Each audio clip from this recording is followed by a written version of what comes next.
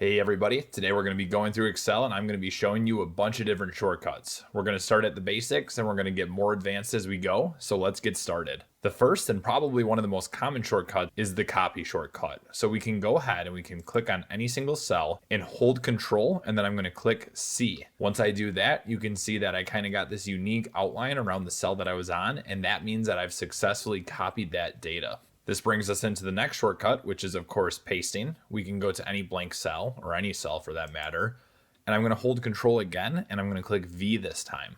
And you can see when I do that, the data that I copied over here is getting pasted to the new cells right here. And one thing that's interesting is, of course, it's keeping the original value that I copied.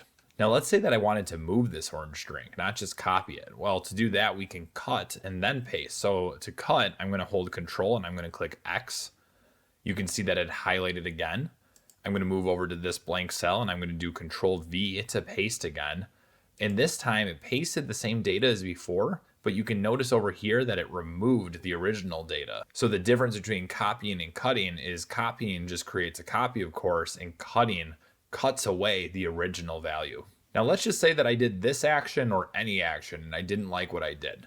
Well, to undo, you can hold Control and then click Z, and it will undo your previous action. So what you see here is it's taking that paste and then it's reversing that so that it never really happened. Now, if you accidentally undid something, you accidentally did Control plus Z, but you didn't want to do that, you can redo an action, which essentially brings it a step forward. And to do that, you can hold Control, then click Y. So Control Z and Control Y are kind of opposites. Control Z brings you one step backwards. Control Y brings you one step forward. Moving on to just some random tips. If you hold Control and then click A, you can see that the entire spreadsheet gets highlighted. If we hold Control and then click F, we can see that the Find and Replace dialog box opens up, so we don't need to go into the tabs up top in order to find it. You could see when we did Control F that it defaulted to the Find tab being open, not the Replace tab.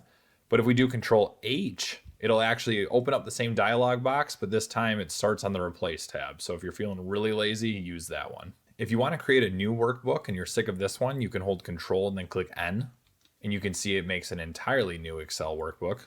And if you wanted to open up a workbook that you already have created or created in the past, you can click Control plus O. If you need to save your workbook, you can hold Control and press S. And then if you need to print anything out, you can just do Control and then click the letter P. So now let's move on to some formatting things. I'm going to highlight the data here. Now, if I wanted to make this all bold, I can just hold Control and click B, and you can see that it makes it bold. And if I want to undo that, I can just do Control B again. That'll take the bold away. Similar to that, if I hold Control and then click I, it'll make it italicized. Same as before, I can click it again, Control I, in order to bring it back to normal. And I can do Control U to underline things. And of course, you can combine any of these. So if I wanted it bold, underlined, and italicized, I just clicked Control, or I held down Control that entire time and then just clicked B, U, and I.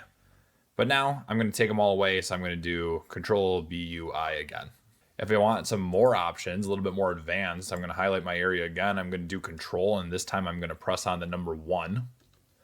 And this brings up the Format Cell dialog box. And then I can select whatever option I want here. If you want to insert a random cell, you can just click Control Shift plus the equals button. And it'll ask you what direction you want your cells shifted. I'll just select down and then click OK. And you can see that it put a blank cell here and moved everything down one cell.